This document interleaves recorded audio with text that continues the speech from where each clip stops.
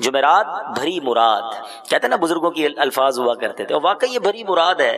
रिवायतों के अल्फाज मिलते हैं कि जुमेरात को जो दुआ मांगी जाए वो रद्द नहीं होती, वो लौटाई नहीं जाती। खास दुआ मांगने की भी रात है और खास दुरूद पढ़ने की भी रात है। अहदीस में जुमेरात की रात और जुमे के दिन के दुरूद के फजाइल अलग से लिखे, अहदीस अलग से मेरे आका ने बयान फरमाई हैं। तो प्यारे इस्लामी भाइयों, जब भी जुमेरात आए, जब भी जुमा का दिन आए, कसरत के साथ दुरूद पाक पढ़ें। पढ़ता रहूं कसरत से दुरूद उन पे सदा मैं, पढ़ता रहूं कसरत से दुरूद उन पे सदा मैं, और जिक्र का भी शौक पे गौस और रजा दे। देखते ही देखते रमजान जा रहा है, अब 3 दिन 4 दिन रह गए, लेकिन अगर बख्शिश ना हुई तो मारे जाएंगे, पकड़े जाएंगे। अब क्या रास्ता बचता है? एक रास्ता बचता है, वो करीम है, बड़ा करीम। उसकी बारगाह में तौबा की जाए, आंसू बहाए जाएं, उसको उसकी बारगाह में सरेंडर किया जाए। क्या अल्लाह हूं गुनाहगार, खताएं हो गई, मकबूलीन के सदके माफ कर दे, जिनका कबूल किया उनके सदके हमारा भी कबूल कर दे। तो बड़ा करीम है, मांगो उससे। और आज रात तो वैसे भी मांगने की रात है। लैलतुल कद्र का वजीफा क्या है? बीबी आयशा सिद्दीका तैयबा ताहिरा रदी अल्लाह तआला अन्हा ने नबी पाक से सवाल किया, हुजूर अगर लैलतुल कद्र को पालूं तो क्या पढ़ूं? मेरे आका ने फरमाया, पढ़ो अल्लाहुम्मा इन्नका अफुव्वुन तुहिब्बुल अफ़्व फ़अफ़ु अन्नी। क्या प्यारी दुआ है। यकीन करें, इधर इसका माना दिल में होना तो फिर दिल से सदा निकलती है। अल्लाहुम्मा इन्नका अफुव्वुन, ऐ अल्लाह तू माफ करने वाला है, तुहिब्बुल अफ़्व माफी को पसंद करता है, फ़अफ़ु अन्नी, ऐ अल्लाह मुझे भी माफ कर दे। कितनी प्यारी दुआ है, हैं? आइए, नबी पाक ने फरमाया ना लैलतुल कद्र को पढ़ना है, मिलकर 3 बार पढ़ते हैं। अल्लाहुम्मा इन्नका अफुव्वुन तुहिब्बुल अफ़्व फ़अफ़ु अन्ना या करीम या करीम या करीम।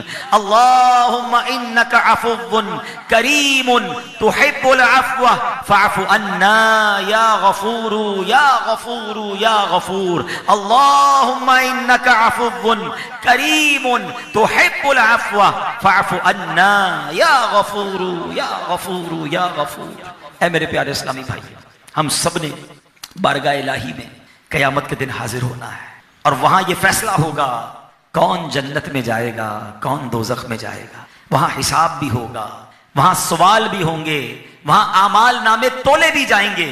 मगर क्या आप जानते हैं कि कुछ खुशनसीब ऐसे हैं जो कयामत के दिन बिला हिसाब जन्नत में चले जाएंगे। हाँ, ऐसे भी लोग होंगे जिनका कोई हिसाब नहीं होगा।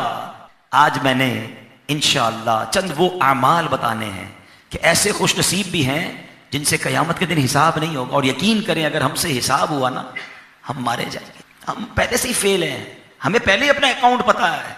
कुरान क्या कहता है? फमन यअमल मिस्काल दर्रतिन शर्रन यरा वमन यअमल मिस्काल दर्रतिन खैरन यरा।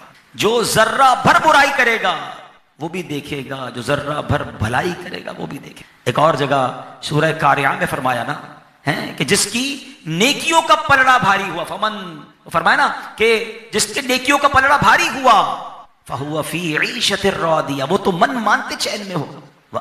और जिसकी नेकियों का पलड़ा हल्का हो गया, वो तो फिर कहां जाएगा? फउम्मुहु हाविया वमा अदराका मा हिया नारुन हामिया, वो तो जहन्नम की भड़कती आग में जाएगा। हमें तो पहले ही पता है गुनाह ज्यादा है, हिसाब हुआ तो मारे जाएंगे। नेकियां की भी हैं तो उसमें इखलास कहां है, लिल्लाहियत कहां है, नीयतें अच्छी हैं कि नहीं, हम सब जानते हैं। तो अब वो खुशनसीब कौन होंगे जो बिला हिसाब जन्नत में जाएंगे? और पहले तो ये सुनो कि कितने लोग जाएंगे।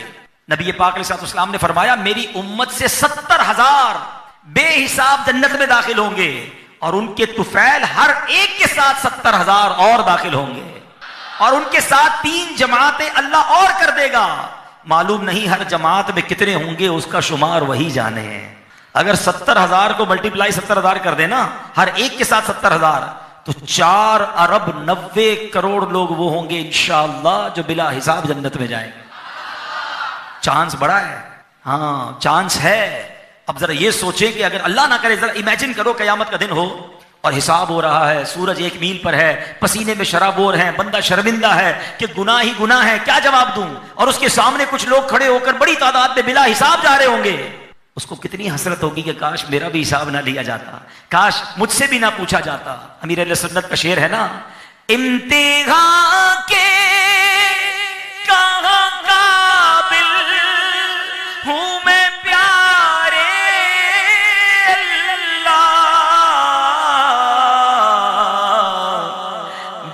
बेसबब बख्श दे मौला, तेरा क्या जाता है। बेसबब बख्श दे मौला, तेरा क्या जाता है। हम इम्तिहान के काबिल नहीं, पूछा गया तो मारे जाएंगे, बिला हिसाब ही बख्शिश हो जाए, अल्लाह रहमत फरमा दे, वरना हिसाब किताब के तो काबिल नहीं हम।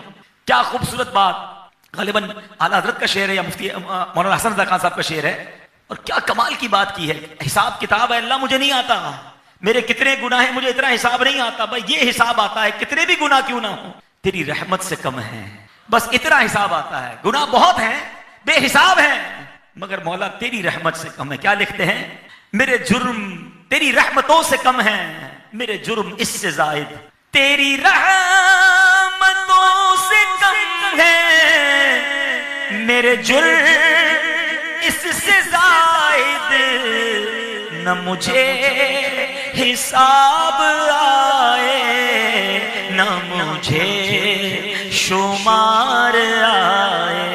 मौला मुझे और कोई हिसाब तो नहीं पता, एक कैलकुलेशन पता है, गुनाह बहुत है, बड़ी खताएं हैं, मगर इन सारे गुनाहों ने मिलकर भी मौला तेरी रहमत को कोई नुकसान नहीं पहुंचा, तेरी रहमत के आगे कुछ नहीं। तो आज अल्लाह से यही तो मांगना है कि अल्लाह जब इतने सारे तेरे बंदे बिला हिसाब जाएंगे, उन बिला हिसाब जाने वालों में हमें भी शामिल फरमा दे, बेसबब बख्श दे, बिला हिसाब बख्श दे। जैसे भी है तेरे महबूब की उम्मती है मौला, तेरी रहमत को पुकारने आज जमा हुए मिलकर, अल्लाहुम्मा इन्नका अफ़ुव्वुन करीमुन तुहिब्बुल अफ़्व फ़अफ़ु अन्ना या करीम या करीम या करीम। अल्लाहुम्मा इन्नका अफ़ुव्वुन करीमुन तुहिब्बुल अफ़्व फ़अफ़ु अन्ना या गफ़ूरु या गफ़ूरु या गफ़ूर।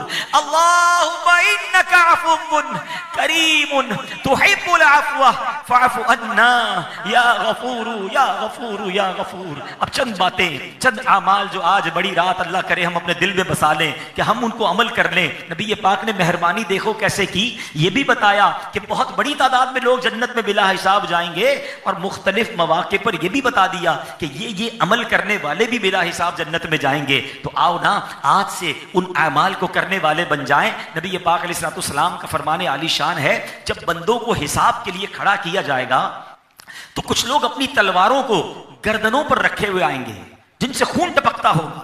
ये लोग जन्नत के दरवाजे पर भीड़ कर देंगे। पूछा जाएगा ये कौन लोग हैं, बताया जाएगा ये शुहदा हैं जो जिंदा थे, इन्हें रिस्क दिया जाता था।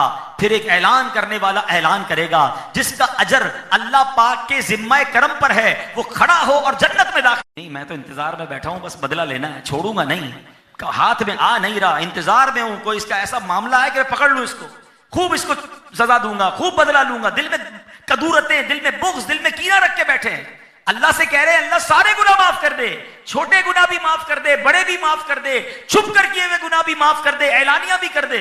लेकिन हम बंदों को माफ करने के लिए तैयार। ये कैसी माफी है? आज की रात जब शबे कदर की दुआ पढ़ो ना, तो अपने आप पर शर्म आनी चाहिए।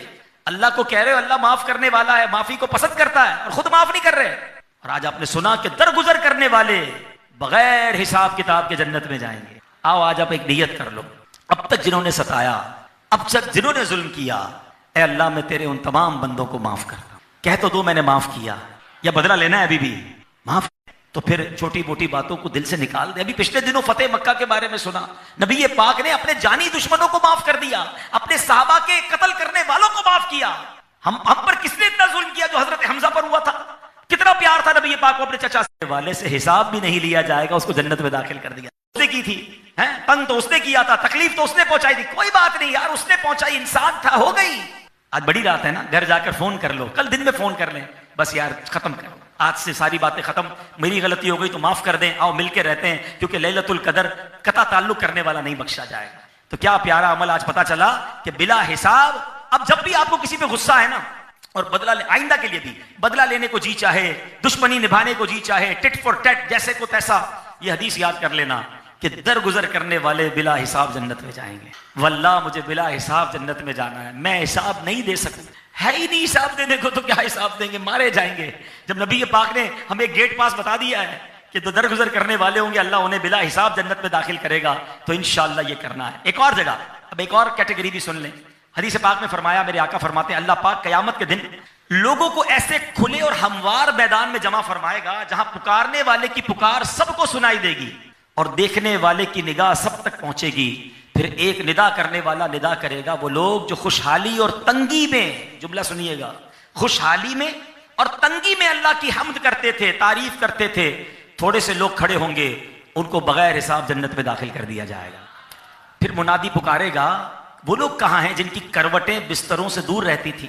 फिर थोड़े से लोग खड़े होंगे, बगैर हिसाब जन्नत में चले जाएंगे। पुकारने वाला फिर पुकारेगा, कहां हैं वो लोग जिन्हें कोई तिजारत और खरीदो फरोख्त अल्लाह की याद से गाफिल नहीं करती थी। फिर थोड़े से लोग खड़े होंगे, ये भी बगैर हिसाब किताब जन्नत में दाखिल हो जाएंगे। बकिया सारी मखलूक खड़ी रहेगी और उनसे हिसाब किताब लिया जाएगा। इस हदीस में 3 कैटेगरीज आ गई ना, पहले 2 हो गई, शहीद, थोड़ा सा याद भी रखना, और दरगुजर करने वाले। इस हदीस में 3 और कैटेगरीज पता चल गई। नंबर 1, तंगी में खुशी में अल्लाह को याद करने वाले। हमारा बड़ा अजीब मामला है, हम तंगी में अल्लाह को याद कर रहे होते हैं। मामला फंस गया है, कोई बंदा घर में बीमार है, कोई कंटेनर फंस गया है, कोई नौकरी नहीं मिल रही है, हाथ में तस्बीह, बंदा मस्जिद में नजर आ रहा है। बंदा खैर खैरियत तो है, आप तो पूरा साल नहीं दिखते, बस वो जरा वालदा बीमार थी, फला काम फंस गया है, जॉब नहीं मिल रही है, इंटरव्यू के लिए जाना है। जैसे ही वो काम निपटा, बंदा गायब। किधर गया भाई? वो काम हो गया, तो काम हो गया तो आप भी गायब हो गए। तंगी हो या खुशी हो, है आजमाइश हो या राहत हो, धूप हो या छांव हो, हर हाल में अल्लाह को याद करना है। इंशाअल्लाह अगर ऐसे वक्त में याद करेंगे, एक बड़ी प्यारी तफसीर नईमी में इबारत लिखी है, अल्लाह गोया अपने बंदों से पता है क्या फरमाता है, तुम मुझे राहत में, है खुशहाली में मुझे याद करो, मैं तुम्हें मुसीबत में याद करूंगा। हमारा प्रॉब्लम है, हम खुशहाली में भूल जाते हैं, जरा पैसे आए, जरा माल आया, जरा इज्जत आई, खुशी का मौका आया, अभी ईद आएगी ना, खुशी के दिन आएंगे ना। कितने लोग अल्लाह को याद करते हैं? मस्जिद खाली, खुशी देने वाला रब, और उसी जो खुशी दी और उसी को नाराज करते हैं ईद के दिन। अभी से प्लान बन रहे होंगे, कोई सिनेमा की टिकट बुक कर रहा होगा, कोई दोस्तों के साथ किसी हराम काम की तैयारी कर रहा होगा। अल्लाह के बंदो क्या कर रहे हो? पूरा महीना इबादत की, पूरा महीना आपने स्पिरिचुअली, रूहानी तौर पे ताकत हासिल की कि शैतान से लड़ूंगा, पहले दिन ही हार जाते हो। नहीं, इस बार ईद के दिनों में शैतान को जवाब देना कि हम अल्लाह के बंदे हैं, तेरी नहीं मानेंगे, तुझे जितना हमला करना है कर ले। जिस तरह रमजान में 5 वक्त मस्जिद में आकर नमाज पढ़ी, ईद के 3 दिन भी मस्जिद में आएंगे इंशाअल्लाह। ये आज चैलेंज लेकर जाना, 27वीं शब, ये नीयत पक्की करके जाएं कि ईद के 3 दिन एक नमाज भी कज़ा नहीं होगी इंशाअल्लाह। खुशी मनाएं, बिल्कुल मनाएं, अच्छे खाएं, कि जब भी खुशी मनाऊंगा, व्हेनेवर, किसी भी तरीके की सेलिब्रेशन हो, चाहे वो ईद हो, चाहे वो शादी हो, चाहे बर्थडे हो, चाहे जनाब नए घर की पार्टी हो, दोस्तों की दावत हो, कुछ भी खुशी का मौका हो, मैं खुशी ऐसे मनाऊंगा कि मैं भी राजी, मेरे दोस्त भी राजी, खुशी देने वाला मेरा रब भी राजी। जिस दिन ऐसे खुशी मनाई ना आपने, आप देखिए आपकी खुशियां मल्टीप्लाई होने लग जाएंगी, क्योंकि अल्लाह ने खुद कुरान में वादा फरमाया है, ला इन शकरतुम लअज़ीदन्नकुम, तुम मेरा शुक्र अदा करो मैं और अता करूंगा। फार्मूला है, अगर चाहते हो खुशियां मल्टीप्लाई हो जाए, नाराज मत करना, शुक्र करना, शुक्र करोगे और देगा, शुक्र करोगे और देगा। लेकिन हम शैतान की बातों में आ जाते हैं। चलें, पहला चैलेंज तो ले लिया ना कि इंशाअल्लाह ईद के दिनों में गुनाह नहीं करेंगे, अल्लाह को नाराज नहीं करूंगा, बाकी मौज करें, खुशियां करें, कौन मना कर रहा है? हाँ, खुशी के दिन है भाई, खुशी गुनाह से थोड़ी होती है। ये पता नहीं दिमाग में कहां फिट हो गया है कि जब तक गुनाह नहीं करूंगा तो खुशी नहीं होगी, गुनाह करके तो रब को नाराज करना है। तो जायज तरीके से खुशियां मनाएं। अल्लाह इस ईद में हमें ऐसी खुशी अता फरमाए कि ईदी में सरकार अलैहिस्सलाम की दीद नसीब फरमाए। हमें तो ईद में आका से अर्ज करना है ना, तेरी जब के दीद होगी, जब भी मेरी ईद होगी, मेरे ख्वाब में तुम आना, मदनी मदीने वाले। 3 लोगों की कैटेगरी थी कि जो खुशी में भी है अल्लाह को याद करते हैं। नंबर 2, रातों को उठकर करवटे बिस्तरों से जुदा करके, तहज्जुद पढ़ने वालों तुम्हें मुबारक हो, इंशाअल्लाह कयामत के दिन इंशाअल्लाह बिला हिसाब जन्नत में दाखिला मिलेगा। और तीसरी बात, ताजिर। अब बिजनेसमैन यहां बैठे होंगे, कैटेगरीज और भी हैं, इंशाअल्लाह फिर कभी बयान में, वक्त काफी हो गया। अब ताजिर, वो ताजिर जो तिजारत भी करें और अल्लाह की याद को ना छोड़ें, उनकी तिजारत उनको गाफिल नहीं कर रही। वो वाली मार्केट नहीं कि जहां झूठ बोल के माल बेच रहे हैं, मिलावट करके माल बेच रहे हैं, नहीं, तिजारत भी सच्ची और दौरान तिजारत नमाजें भी हो रही हैं, दौरान तिजारत है गुनाह नहीं हो रहे। अगर वाकई वो ताजिर ईमानदार हो जाए, सुभान अल्लाह, हदीस पाक का खुलासा है कि ईमानदार रास्त गो ताजिर कयामत के दिन अंबिया, सिद्दीकीन और शुहदा के साथ होगा। तिजारत भी करो और जन्नत भी कमा लो भाई, लेकिन तिजारत सच्ची करनी है, धोखा नहीं देना। एक जुमला आज ले जाओ, जो मेरे नसीब में है वो मुझे मिलकर रहेगा, जो नसीब में नहीं मुझे कोई दे नहीं सकता, तो फिर हराम क्यों कमाना है? अल्लाह करे दिल में उतर जाए मेरी बात। एक और आखिरी बात चले कर लेता हूं, शायद किसी को असर हो जाए। एक सवाल करता हूं, काफी सारे यहाँ पर बिजनेसमैन भी बैठे होंगे, नौकरी करने वाले भी बैठे होंगे, जिंदगी के मुख्तलिफ शोबों से ताल्लुक रखने वाले हैं। मुझे ये बताइए, आप जितना कमाते हैं, नौकरी करके कमा रहे हैं या बिजनेस से कमा रहे हैं, अपनी कमाई का आज तक जितना कमाया है अपनी जात पर, अपनी बॉडी पर, अपने जिस्म पर कितना खर्च करते हैं, उसका कितना फीसद? मैं कल बैठा था एक जगह पर, बहुत बड़े बड़े मिल ओनर, बिलियनर्स बैठे हुए थे। मैंने उनसे ये सवाल किया, उन्होंने हिसाब किया, गौर सवाल सुन के चौंक पड़े। कहते हैं मुश्किल से 2-3% है अपनी कमाई का, अपनी जात पर। बीवी बच्चों की बात नहीं हो रही, फैमिली की बात नहीं हो रही। आप सबसे सवाल करता हूं, या नौकरी वाले लोग भी बैठे, महीने में जितनी नौकरी की सैलरी मिलती, अपने ऊपर कितने खर्च करते हो? तो शायद 5, मैक्सिमम 5%। कोई बड़ा ब्रांडेड कपड़े पहनने वाला, महंगी घड़ी पहनने वाला, अच्छा मोबाइल, वो भी 5% से ज्यादा नहीं करता होगा। ठीक, मेरा जुमला आज गौर से सुन। कमाए कितने? 100, अपने ऊपर खर्च कितने किए? 5। जवाब कितने का देना है? पूरे 100 का। और अगर हराम के कमाए तो मार कितने की पड़नी है? पूरे 100 की। बाकी 95 घर वाले खाएं, दोस्त खाएं, मेरे मरने के बाद रिश्तेदार खाएं, और मार पूरे 100 की मैं खाऊं। ये कौन सी अकलमंदी है भाई? ये कितनी बड़ी बेवकूफी है। आप अरबों रुपए कमा लें, आप 5% से ज्यादा नहीं खर्च कर सकते। जब मैंने अपनी जात पर खर्च ही 5 करने, तो सारे सच्चे क्यों ना कमाऊं? फिर हराम की तरफ क्यों जाऊं? आज ये जुमला याद रखना, कयामत के दिन ये नहीं चलेगा कि अल्लाह मैंने हराम तो कमाया था मगर इस्तेमाल तो बच्चों ने किया। जवाब उनसे लो। अल्लाह फरमाएगा, बच्चे खड़े हो जाएंगे, या अल्लाह हमें क्या पता बाप किधर से लाता था, वो लाता था, हम खाते थे, हम मौज करते थे, घूमते फिरते थे, मर गया तो उसके बाद हमने और मजे करना शुरू कर दिए। अल्लाह इससे पूछ किधर से लाया? ये बच्चे भी पराये हो जाएंगे, कोई हमारा बोझ थोड़ी लेगा, खुद ही जवाब देना है। तो कितनी बड़ी बेवकूफी है। दिन रात काम कर रहे हैं, हराम, रिश्वत, जनाब झूठ बोलकर, धोखा देकर, जमीनों पे कब्जा करके, जुल्म करके, डकैतियां मारने वाले, चोरी करने वाले। सोचो क्या, कहां ले जाओगे इस पैसे को? कितना खर्च करोगे? तुम्हें 5% रिक्वायर्ड है, 4% रिक्वायर्ड है अपनी जिंदगी को चलाने के लिए। सबके लिए कमा रहा हूं और मार अकेला खाऊं? अल्लाह करे ये बात समझ आ जाए। आज सभी बड़ी बड़ी रात ये नियत करके जाए कि इंशाअल्लाह आज के बाद 1 रुपया भी हराम का नहीं कमाना है। अल्लाह थोड़े में बरकत डाल देगा, थोड़े में आपको इतना नवाजेगा कि आप भी खुश, आपके बच्चे भी खुश। हमेशा याद रखो, रब राजी तो सब राजी। हम सबको राजी करते करते रब को नाराज कर लेते हैं। तो अल्लाह करे कि जिन खुश नसीबों का जिक्र हदीसों में आया, जो बिला हिसाब जन्नत में जाएंगे, अल्लाह उन बिला हिसाब जन्नत में जाने वालों में हम सबको शामिल फरमाए। आमीन बिजाहिन नबी अमीन सल्लल्लाहु तआला अलैहि वसल्लम। सल्लू अलल हबीब। अब इंशाअल्लाह जिक्र इलाही होगा मुख्तसरन, और फिर इंशाअल्लाह दुआ होगी। सल्लू अलल हबीब।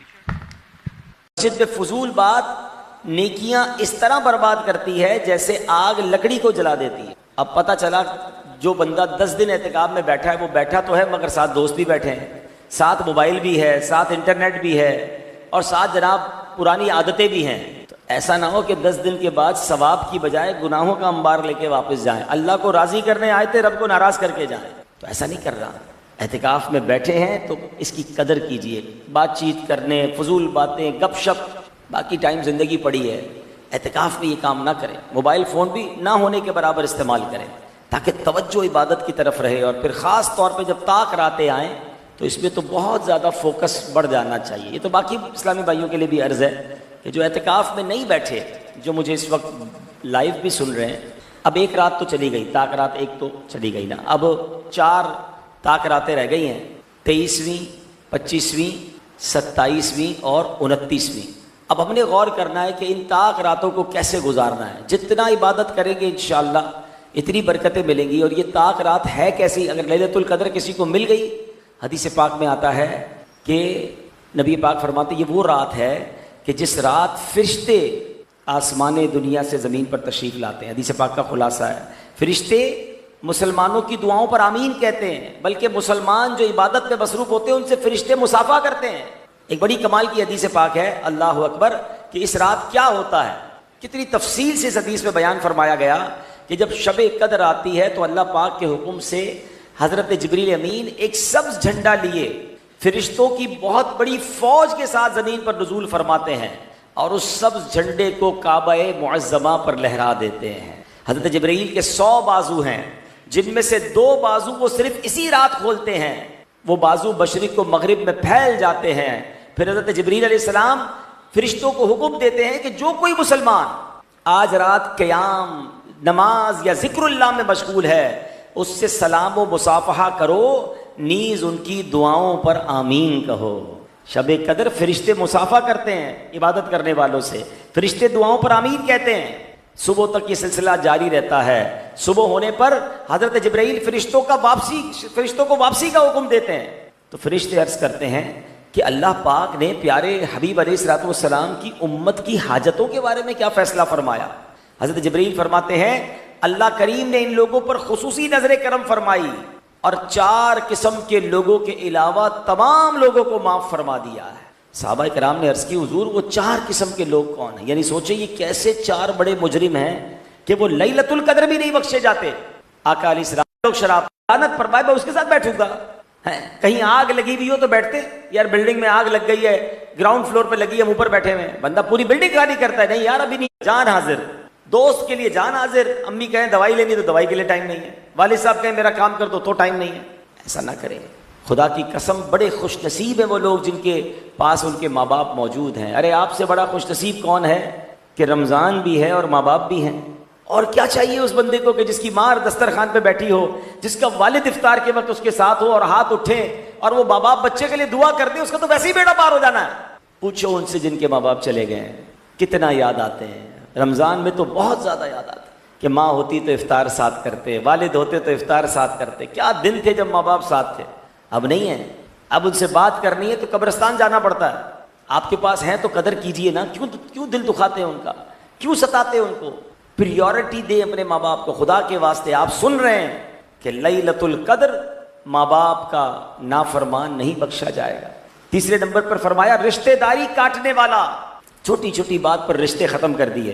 हम फला भाई से नहीं मिलते, फला चाचा के घर नहीं जाते, फला खाला से बात नहीं करेंगे। क्यों नहीं करेंगे भाई? वो दावत में नहीं बुलाया था, तोहफा नहीं भिजवाया था, सबको बांटा हमें नहीं दिया था। छोटी छोटी बात पर रिश्तेदारी काट दी। नहीं मेरे प्यारे इस्लामी भाई, शबे कदर हो सकता है आज की रात ही शबे कदर हो। कोई 5 ताक रातों से कोई एक रात है ना।